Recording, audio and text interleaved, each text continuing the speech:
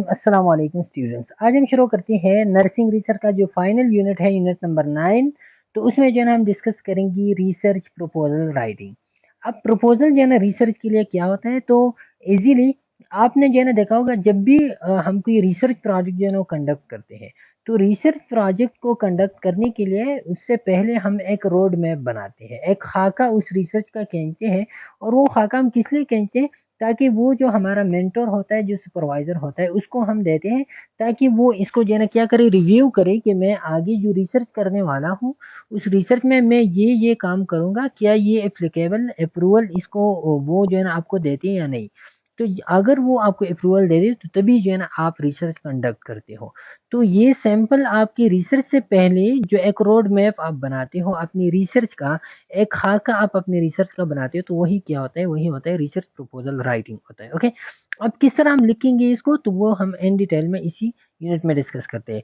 सबसे पहले research proposal क्या होता है, तो research proposal is a format and detail statement of the intent of the researcher. अब जो रिसर्चर रिसर्च करता है, परफॉर्म करता है, तो उसका एक इंटेंट होता है। इंटेंट उसका इरादा होता है कि मैंने अपनी रिसर्च को किस तरह परफॉर्म करना है। तो वही इरादे का जो डिटेल स्टेटमेंट होता है, वही वो स्टेटमेंट जिसमें वही इरादा मेंशन हो, या वो फॉर्मेट जिसमें वही इरादा मेंशन हो, तो उसको उसी स्टेटमेंट उसी फॉर्मेट को हम क्या कहते हैं, रिसर्च प्रपोजल कहते हैं। A research proposal is a document written by a researcher that provides a detailed description of the proposed program। तो इसमें क्या होता है कि जो डिस्क्रिप्शन प्रोवाइड करते हैं कि आपका जो प्रपोज प्रोग्राम है, उस प्रपोज प्रोग्राम का जो डिटेल्ड डिस्क्रिप्शन होता है, तो वो रिसर्चर मेंशन करता है इन्हीं डॉक्यूमेंट्स में, इन्हीं और इसके वही डॉक्यूमेंट्स को हम क्या कहते हैं, research proposal. It is like an outline of the entire research process that gives a reader a summary of the information discuss in the project. ये क्या होता है, it is an like an outline of the entire research process. ये आपका जो entire total research process होता है ना, तो उसका क्या होता है, उसका आउटलाइन होते हैं। या ये आपकी रिसर्च में जो इंफॉर्मेशन होते हैं रिसर्च प्रोडक्ट में, तो उसका क्या होता है, समरी होता है। सिंपल या आउटलाइन होते हैं या समरी ऑफ द इंफॉर्मेशन होते हैं। A research proposal is a concise and coherent summary of your proposed research। अब ये आपका जो proposed research है, जिस रिसर्च को आप इंटेंड करते हो, आप कंडक्ट करना चाहते हो, तो उसका एक concise mean comprehensive and concise और कोहेरेंट समरी होते हैं। कोहेरेंट का मतलब ये कि इसमें आप ये जो है ना डिस्कस करते हो कि अभी जो है ना मैं ये वाला काम करता हूँ, फिर जो है ना इसके बाद ये वाला इंट्रोडक्शन है, फिर बैकग्राउंड होता है, फिर मैं इस तरह मेथड जो है ना वो यूज करूंगा। तो एक कोहेरेंट कंसिस्टेंटली जो है ना आप उन चीजों को क्या करते हो, उनको आप मेंशन करते हो। ओके, इसी रिसर्च प्रपोजल में at set out the central issues और question that you are intended to address. अब जिस एड्रेस को क्वेश्चन को आप एड्रेस करना चाहते हो, तो वही क्वेश्चन, वही सेंट्रल इश्यू जो है ना वो यहाँ पे जो है ना आप इसी रिसर्च प्रपोजल में आप मेंशन करते हो। ओके, अच्छा, फिर what is research proposal, research proposal क्या होते हैं। Simply your research proposal should reflect. अब आपकी रिसर्च में जो है ना ये क्वेश्चंस का आंसर होनी चाहिए। सबसे पहले what are you going to research, कौन सी चीज, क्या आप रिसर्च करना चाहते हो। Why are you going to research this particular area, इस पर्टिकुलर एरिया को, इस प्रॉब्लम को आप क्यों रिसर्च करना चाहते हो, क्यों इसके बारे में आप इन्वेस्टिगेशन करते हो, ये क्वेश्चन का आंसर होगा। What is the significance of research this area, इस एरिया में सिग्निफिकेंस क्या है। अब रिसर्च तो कहते हो, आपको क्या बेनिफिट मिलेगा, सोसाइटी को क्या बेनिफिट्स मिलेगा, आपके प्रोफेशन को क्या बेनिफिट्स मिलेगा, तो ये जो है ना ये आप मेंशन करेंगे। How are you going to conduct research, फिर आप रिसर्च तो करते हो, लेकिन किस तरह करोगे, रिसोर्सेज क्या है आपके पास, कौन सी मेथोडोलॉजीज आप यूज करते थे। When are you going to conduct your research, और कब आप करोगे, टाइम भी आपने मेंशन करना है कि मैंने जो है ना इतनी टाइम में अपनी रिसर्च को कंप्लीट करना है। ओके, अच्छा, फिर purpose of research proposal, purpose क्या होता है। It is generally a document which proposes the various facets of research project. अब ये जो रिसर्च प्रपोजल रहते हैं, ये एक जनरल डॉक्यूमेंट्स होते हैं, और इसमें क्या होता है कि आप जो रिसर्च प्रोजेक्ट है, उस रिसर्च प्रोजेक्ट में मल्टीपल जो एस्पेक्ट्स होते हैं, मल्टीपल जो पेसेस होते हैं उनके, कि मैं ये रिसर्च करता हूँ तो इससे ये बेनिफिट्स मिलेगा, इससे साथ में जो है ना सोसाइटी को ये बेनिफिट्स मिलेगा, साथ में जो है ना इंडिविजुअली ये इस चीज़ को जो है ना प्रमोट करेगा। ये जो है ना इसमें हम मैं ये मेथोडोलॉजी जो है ना यूज़ करता हूँ, इसके साथ ये वाले भी जो है ना हमारे पास कुछ डिस्कशन आएंगी। तो ये सब कुछ मल्टीपल पेसेस जब आप डिस्कस करते हो एक डॉक्यूमेंट्स में, तो उसी डॉक्यूमेंट्स को हम फिर क्या कहते हैं, रिसर्च प्रपोजल कहते हैं। The main purpose of research proposal is to explain background of your research product. इसका मेन जो पर्पस है रिसर्च प्रपोजल का वो क्या है कि आप अपनी प्रोजेक्ट वर्क का बैकग्राउंड जो है ना वो एक्सप्लेन करो। मैंने ये प्रोजेक्ट शुरू शुरू करता हूँ, लेकिन इसका बैकग्राउंड क्या है, क्यों मैं करना चाहता हूँ, किस चीज ने जो है ना मुझे इस बात पे आमादा किया कि मैं इस बारे में जो है ना क्या करूँ, इन्वेस्टिगेट करूँ। ओके, पर्पस ऑफ रिसर्च फिर जो है ना it is not a do in a corner activity. अब ये जो है ना ऐसी एक्टिविटी नहीं है डू इन अ कॉर्नर कि आप किसी कोने में बैठ के जो है ना अकेले बस परफॉर्म करो और बात खत्म, नहीं। ये कोलैबोरेटिव अप्रोच है, रिसर्च एक कोलैबोरेटिव वर्क है। क्यों कोलैबोरेटिव है? क्योंकि इसमें मल्टीपल मेनी लोग इन्वॉल्व होते हैं and require access to and use of resources for beyond one's own. इसमें आप क्या करते हो, इसमें जो है ना मल्टीपल लोग वो इन्वॉल्व होते हैं और उनको जो है ना एक्सेस चाहिए होता है कि ताकि आप क्या करो, आप जो है ना मतलब ये कि आपकी जो रिसोर्सेज तक आप एक्सेस चाहते हो, तो वो रिसोर्सेज आपकी सारी आपकी उसमें नहीं होती, आपकी कंट्रोल में नहीं होती। उस रिसोर्सेज तक पहुंचना आपको जो है ना, आपको दूसरे लोगों का क्या चाहिए, हेल्प चाहिए होता है। For that reason and must be carefully planned, laid out, inspected and nearly every sense is approved by others. तो इसी वजह से जो है ना ये क्या होने चाहिए इसमें कि आप दूसरी लोगों से जो है ना इसको इम्प्रूव भी करोगे, आपने इसको केयरफुली प्लान भी करना है, फिर इंस्पेक्ट भी करना है, और आपका जो इंस्टेंस है तो वो आप दूसरी लोगों से क्या करेंगे, अप्रूव भी आपको जो है ना वो करना चाहिए। ओके, अच्छा, फिर कंटेंट्स आपकी थीसिस प्रपोजल का या रिसर्च प्रपोजल का कंटेंट टाइटल होता है, फिर इंट्रोडक्शन, फिर ऑब्जेक्टिव, फिर ऑपरेशनल डिफिनीशन, फिर हाइपोथेसिस, फिर मटेरियल एंड मेथड्स, फिर सैंपल सिलेक्शन, फिर जो है डेटा कलेक्शन प्रोसीजर, फिर डेटा एनालिसिस प्रोसीजर, फिर जो है ना रेफरेंसेस। तो ये आपकी कंटेंट्स होगी प्रपोजल की। ये आप देखिए, सबसे पहले आपने जब टॉपिक सेलेक्ट करना है तो पहले आपका क्या है, टाइटल और टॉपिक है। तो टॉपिक को आप किस तरह सेलेक्ट करेंगे, टॉपिक के लिए आपने जो है ना ये वाली 1 2 3 6 क्राइटेरिया जो है ना ये आपने याद रखनी है। 6 क्राइटेरिया में एक एक क्राइटेरिया की 3 3 मार्क्स होते हैं, टोटल इसके 8 मार्क्स होते, 18 मार्क्स होते हैं। ओके, इसमें रिलेवेंसी की ये टॉपिक आप सेलेक्ट करते हो तो आपकी फील्ड के साथ कितना रिलेवेंट है।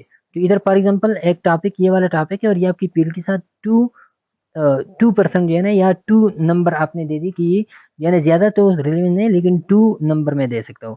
इनोवेटिव कितने, पहले इस पे जो है ना हुआ है रिसर्च या नहीं हुआ है, और फिर जो है ना फिजिबिलिटी, ये कितना फिजिबल है, मेरे साथ ये रिसोर्सेज अवेलेबल है या नहीं, मैं कितने फिजिबिलिटी के साथ इसको परफॉर्म कर सकता हूँ। एक्सेप्टेबिलिटी, ये जो है ना फिजिबिलिटी और रिलेवेंसी से जो है ना आपका एक्सेप्टेबिलिटी आता है कि ये सोसाइटी को एक्सेप्टेबल है या नहीं है, ये मेरे प्रोफेशन को एक्सेप्टेबल है या नहीं है। ओके, फिर कॉस्ट इफेक्टिवनेस, कितना कॉस्ट इस पे, ऐसा नहीं हो कि इसकी बेनिफिट से ज्यादा इस पे कॉस्ट आ रही हो तो फिर वो आपने नहीं परफॉर्म करना है। एथिकली इसको कंडक्ट करना है या नहीं करना, एथिकल कंसिडरेशन क्या कहते हैं, एथिकली इस चीज को जो है ना प्रमोट किया जाता है या नहीं किया जाता। ओके, अब ये जो है ना ये क्या है, ये हमारे पास क्राइटेरिया है for the selection of a topic. तो rank each criterion from 1 to 3, 1 is for average, 2 is for good, 3 is for excellent. 3 नंबर जब देंगे तो मीन कि एक्सीलेंट है वो activity. A maximum of 3 marks for each criteria. Addition of 6 criteria scores will lead to the total score. These criteria are based on your judgment. So discussion with your supervisor, score about 15/18 acceptable for master project. तो अब ये जो criteria ये आप जो है ना किस के साथ जो है ना वो डिस्कस करेंगे, आपका जो वो है आपका जो सुपरवाइजर है, तो उन सुपरवाइजर के साथ जो है ना आप ये डिस्कस करेंगे कि ये वाला जो है ना मैंने ये वो किया है, और वो जो है ना आपको ये मार्किंग देंगे आपकी रिसर्च को, क्या ठीक है, हम जो है ना इसको, अगर आपका मार्किंग जो है ना वो 15 से अबाव आ गया तो फिर जो है ना आप क्या करेंगे, फिर आप अगर 15 से ज्यादा मार्क्स आ गई तो आप रिसर्च जो मास्टर प्रोजेक्ट होता है ना, मास्टर प्रोजेक्ट के लिए एक्सेप्टेबल होते हैं। फिर जो लोअर प्रोजेक्ट होता है उसके लिए थोड़ी सी कम होते हैं, और हायर प्रोजेक्ट में इससे भी अबाव होते हैं। ओके, अच्छा, फिर आउटलाइन इसके बैकग्राउंड ऑफ द स्टडी और rational for the study, purpose of the study, significance. तो ये आपके आउटलाइन होंगे आपकी रिसर्च प्रपोजल का। सबसे पहले पेज 1 में आप लिखेंगी कंसेप्चुअल पेज। इसको पेज 1 क्या होता है, कंसेप्चुअल पेज। कंसेप्चुअल पेज में आप क्या लिखते हो, फॉर्मुलेटिंग द प्रॉब्लम, प्रॉब्लम जो है ना क्या है, फिर जो है ना review of the related research literature, और फिर जो है ना आप defining the framework and developing conceptual definition, formulating hypothesis research question. Okay, hypothesis research question ये आप कंसेप्चुअल पेज में सब कुछ वो करते हो। ये चीज, ये टेबल मैंने पहले वाली एक लेक्चर में भी ये मैंने डिटेल से डिस्कस किया था। ओके, फिर जो है ना फेज़ 2 में ये डिज़ाइनिंग और प्लानिंग फेज़ होता है। इसमें आपने अपनी जो रिसर्च का जो डिज़ाइन होता है वो आप किस तरह जो है ना उनका डिज़ाइन किया होगा, प्लानिंग क्या होगी। तो सेलेक्टिंग रिसर्च डिज़ाइन आपका क्या होगा, प्रोटोकॉल क्या होंगे, इंटरवेंशन हो तो उसके लिए क्या प्रोटोकॉल होंगे, और जो है ना अगर पॉपुलेशन कौन सा आप स्टडी करते हो वो पॉपुलेशन, सैंपलिंग प्लान आपका क्या होगा, किस तरह आप सैंपलिंग करेंगे, specific method to measure variable आप किस तरह जो है ना वो आप उनके लिए कौन सा मेथड है जिसके थ्रू आप मैयर करो वेरिएबल्स को। फिर जो है ना कौन सी मेथड है जिसके थ्रू आप ह्यूमन सब्जेक्ट को जो है ना वो क्या करो, वो उसकी साइड इफेक्ट से जो है ना वो आप साइड पे रखो, उनको जो है ना प्रोटेक्ट करो। ओके, फिर पेज 3 में एम्पेरिकल पेज। एम्पेरिकल पेज में आप जो है ना क्या करते हो, आप फील्ड में जाते हो और आप डेटा को कलेक्ट करते हो और फिर डेटा एनालिसिस के लिए जो है ना प्रिपेयर करते हो। यहाँ पे फिर एनालिसिस आते हैं। एनालिटिकल पेज में आप डेटा को एनालाइज करते हो और फिर जो है ना आप डेटा को इंटरप्रेट करते हो। और आखिरी डिसमिनेशन पेज में ये जो आपके पास रिजल्ट आते हैं, तो रिजल्ट को फिर आप कम्युनिकेट करते हो सोसाइटी के साथ, और फिर जो है ना नर्सिंग रिसर्च या क्लिनिकल फील्ड में आप उसको जो है ना एज एन एविडेंस आप उनकी फाइंडिंग्स को यूज करते हो। अच्छा, बैकग्राउंड ऑफ द स्टडी आपका क्या होगा, briefly describe the epidemiology, morbidity and mortality figure associated with the problem. सबसे पहले आपने जो है ना एपिडेमियोलॉजी उसका डिस्क्राइब करना है। एपिडेमियोलॉजी में आता है मॉर्बिडिटी, मोर्टिलिटी फिगर्स, ये आपने जो है ना प्रॉब्लम के साथ एसोसिएट होते हैं वो आपने डिस्कस करने हैं। रिलेवेंसी टू लोकल कंटेक्स्ट के साथ इसका रिलेवेंसी क्या है, आपकी फील्ड के साथ इसका रिलेवेंसी क्या है। Problem identification, what's going with the current situation के साथ जो है ना वो क्या चल रही है। फिर जो है ना बैकग्राउंड आपने, what is the nature of the problem that readers need to understand. Nature of the problem जो है ना वो क्या है। स्कोप ऑफ द प्रॉब्लम क्या, how big is the problem, problem कितना बड़ा है। पर्सन अफेक्टेड, पर्सन जो है ना इसकी वजह से जो अफेक्ट होते हैं, तो ये प्रॉब्लम कितनी हद तक जो है ना इसका स्कोप क्या है। फिर कंसिक्वेंसेज की क्या होगी the problem, what is the cost of not fixing act, अगर ये नहीं हुआ, फिक्स नहीं हुआ तो फिर क्या होगा। Knowledge gaps, what's information is lacking. अब मैं ये तो करता हूँ लेकिन ये तो ऐसा नहीं है कि ये टोटल जो है ना ये एक पहले इसके बारे में, पहले भी काम हो चुका होगा, लेकिन अभी मैं इसमें कौन सा ऐसा गैप है जिसको मैं जो है ना फिल करना चाहता हूँ। Propose solution, how will this new study contribute to the solving problem. ये जो न्यू स्टडी मैं करता हूँ तो ये किस तरह जो है ना प्रॉब्लम को सॉल्व करेगा। ओके, रेशनली आप जो प्रोवाइड करते हो अपनी रिसर्च प्रपोजल में, why you have decided to undertaken research on this problem, क्यों आप इस प्रॉब्लम पे रिसर्च करना चाहते हो। What is what was that forced as motivation, किस चीज ने आपको मोटिवेट किया कि आप इस पे जो है ना रिसर्च करो। और फिर what aspect of the problem disease you would like to study and why, आप इस डिजीज का कौन सा एस्पेक्ट जो है ना वो स्टडी करना चाहते हो। इंटरवेंशन की तरफ आप जा रहे हो, इसकी पैथोलॉजी की तरफ आप जा रहे हो, इसकी मेडिकेशन ट्रीटमेंट की थ्रू, तो ये जो है ना ये क्या होता है किस एस्पेक्ट को। फिर rationale, as usually and keeping with the research work conducted so far, so that areas where researcher will still continue to have problem are selected and their rationale provided। तो ये क्या होता है, as usually keeping with research work conducted so far. अब rationally आप कहाँ से provide करेंगे कि इसी के बारे में जो है ना पहले बहुत सारी मल्टीपल रिसर्च हो चुकी होंगी, तो उन रिसर्च से आप इनके लिए क्या प्रोवाइड करेंगे, आप इनके लिए रेशनली प्रोवाइड करेंगे कि ये मैं काम कर रहा हूँ लेकिन पहले इसके बारे में इस तरह काम हुआ है, तो ये आप उसके लिए। So that areas where researcher will still continue to have a problem are selected and under their rationale provided। अब ये जो पहले आप रिसर्च कंडक्ट करते हो, पहली रिसर्च लिटरेचर रिव्यू आप करते हो, तो उससे आपको पता चलता है कि कितनी रिसर्चर ने इस पे जो है ना वो कोशिश की है, कितने को जो है ना वो टॉपिक जो है ना वो नहीं मिल गया है, और वो जो है ना अभी मैं उसके बारे में रेशनल प्रोवाइड करता हूँ। Okay, areas of or aspects of the problem that have been successfully resolved are not considered research task। अब ये बात याद रखें कि जो एरियाज पहले वो सॉल्व हो गए, जिस एरिया की जो क्वेश्चन थी वो पहले सॉल्व हो गए, पहले उस पर वर्क हो चुका है, तो फिर आपने जो है ना वर्क नहीं करना। और इसी को हम कहते हैं री इन्वेंटिंग द व्हील। व्हील को आपने दोबारा री इन्वेंट मीन कि आपने जो है ना जो ऑलरेडी एग्जिस्टिंग नॉलेज है उस पर जो है ना आपने दोबारा से टाइम को ज़ाया नहीं करना। ऑलरेडी उसके बारे में नॉलेज है, आप इसी चीज़ों के बारे में जो है ना वो रिसर्च करो जिसके बारे में कोई नॉलेज है ही नहीं। Well nursing stake holders benefit from the finding of the study. Significance क्या होगा कि नर्सिंग स्टेक होल्डर इस स्टडी से जो है ना बेनिफिट में होंगे या नहीं होंगे। Well the findings be applicable to practice education administration तक ये जो है ना ये एप्लीकेबल होगा या नहीं। वेल द फाइंडिंग एक्सटेंड और सपोर्ट करंट थ्योरी और जनरेट न्यू थ्योरी, या तो करंट थ्योरी को सपोर्ट करता है या न्यू थ्योरी को जनरेट करता है या नहीं। Well the finding support current practice provide evidence for changing current nursing practice, क्या ये फाइंडिंग जो है ना ये रिजल्ट जिस आएगा तो ये एविडेंस बेस्ड प्रैक्टिस को प्रमोट करेगा या नहीं, या करिंग नर्सिंग प्रैक्टिस को जो है ना ये चेंज करेगा या नहीं करेगा। मीन कि अगर जो है ना ये क्या इसकी फाइंडिंग्स अच्छी आती है और करंट नर्सिंग का जो प्रैक्टिस है वो क्या है वो खराब है, तो फिर आप उसको जो है ना ऑलरेडी आपकी फाइंडिंग से जो है ना वो चेंज होगा। Well the finding address nursing research priorities को एड्रेस करते हैं या नहीं। Well the result of the propose nursing research priorities क्या होते हैं, ह्यूमन पेशेंट होता है।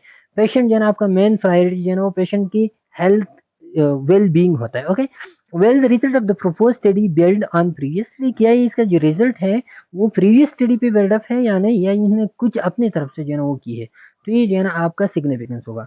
पर्पस क्या होगा research purpose, the research purpose is concise clear statement of the specific goal और aim of the study that is generated from the research problem. तो हमने पहले भी डिस्कस किया कि रिसर्च प्रॉब्लम पर्पस क्या होता है, कि आपका जो रिसर्च प्रॉब्लम है उस रिसर्च प्रॉब्लम में आपने जो है ना क्या करना, study this generated from the research problem a clear statement of the specific goal और एम, आपका एक वो खास गोल और एम किया है उस रिसर्च प्रॉब्लम के बारे में, कि उस रिसर्च प्रॉब्लम के साथ आप क्या करना चाहते हो। प्रॉब्लम है आप उसको जो है ना इंटरवेंशन के थ्रू आप उसके स्प्रेडिंग के लिए जो है ना आप ये रिसर्च करते हो, तो क्या आप करना चाहते हो, तो आपका स्पेसिफिक गोल या एम आपका पर्पस होता है।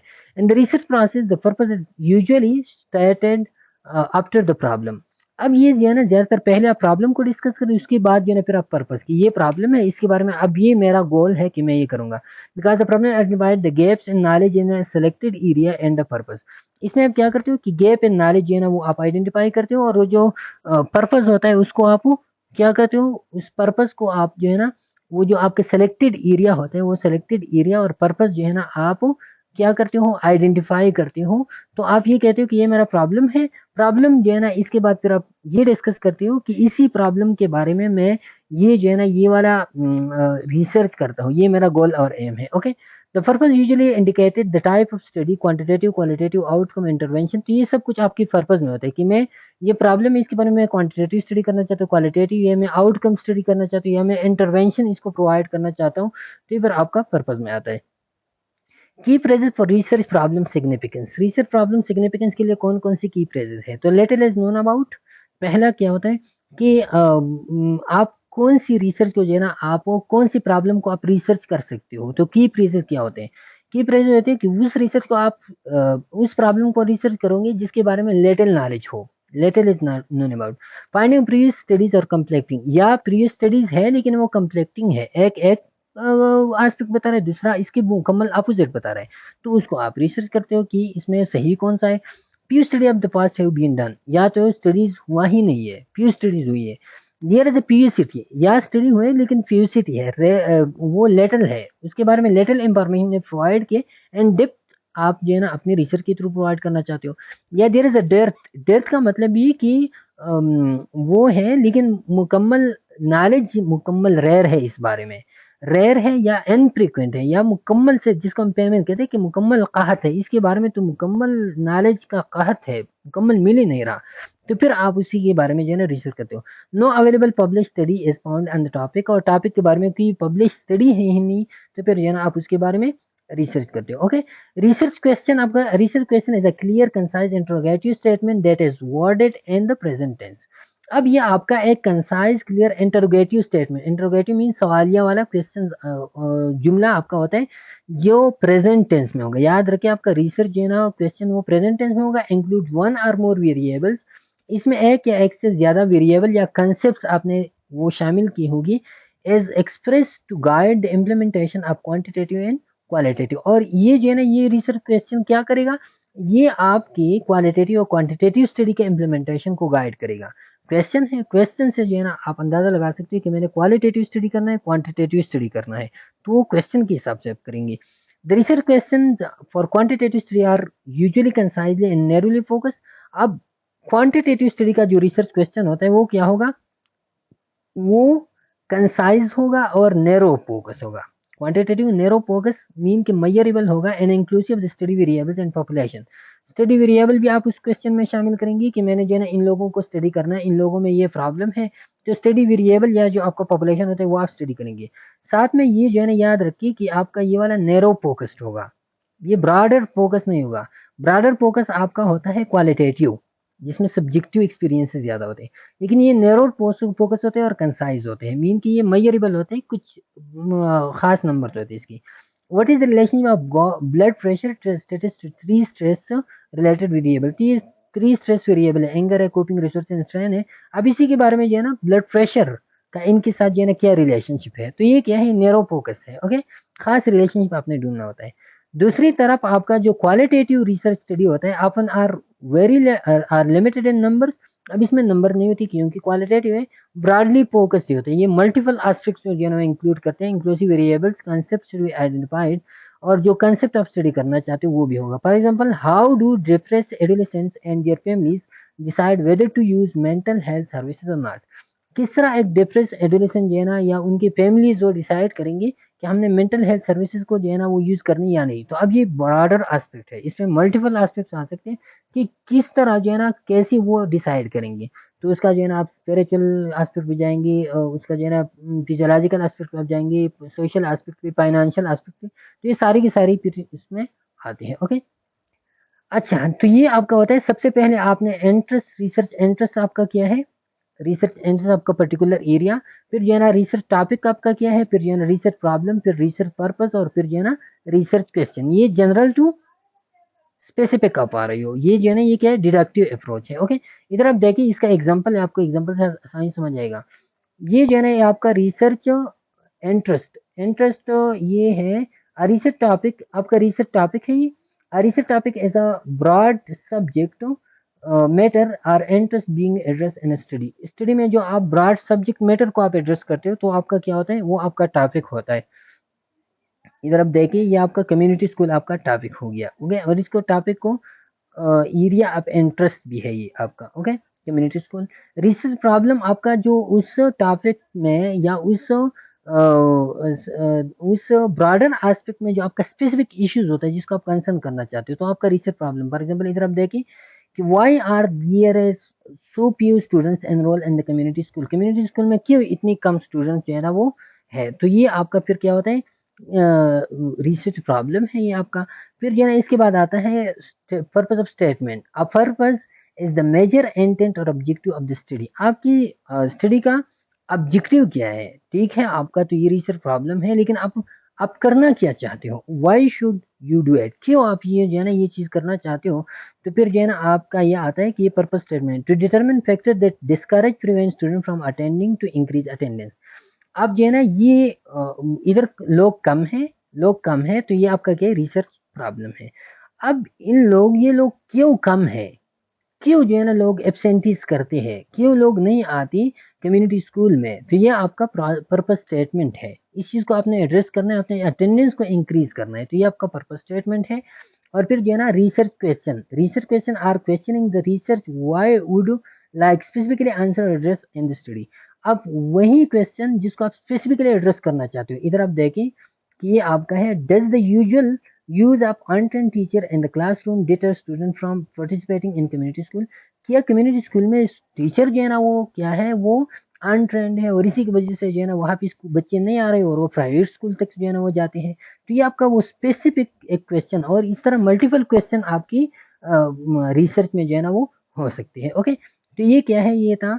अब फिजिबिलिटी जो है ना आप किस तरह डिटरमिन करेंगे अपनी रिसर्च की, तो आप कास्ट क्या देखेंगे, अवेलेबिलिटी, पार्टिसिपेंट आपके पास अवेलेबल है या नहीं, कोऑपरेशन, लोग आपके साथ कोऑपरेट करते हैं या नहीं, एक्सपर्टी, रिसर्च कितना एक्सपर्ट है, टाइम आपके साथ कितना है, इंटरेस्ट जो है ना वो क्या है, रिसर्चर के इंटरेस्ट को आप देखेंगे, पार्टिसिपेंट के इंटरेस्ट को, अवेलेबिलिटी, फैसिलिटी, इक्विपमेंट, रिसोर्सेज है, और एथिक्स इसके बारे में जो है ना क्या कहते हैं। तो ये जो है ना ये क्या बताते हैं, आपकी वो होते हैं फिजिबिलिटी, इससे जो है ना आप डिटरमिन करते हो। ओके, तो ये था आज का हमारा रिसर्च प्रपोजल कि इस तरह जो है ना आप रिसर्च प्रपोजल को टाइप करेंगे, लिखेंगे। ये था हमारा लास्ट लेक्चर इस नर्सिंग रिसर्च का। उम्मीद है आप सबको समझ आ गया होगा। अपने दोस्तों के साथ इसको ज़रूर शेयर करें ताकि वो भी इससे जो है ना वो बेनिफिट्स उठाए। इंशाल्लाह फिर कभी मुलाकात होगी, तब तक के लिए इजाज़त दीजिए। अल्लाह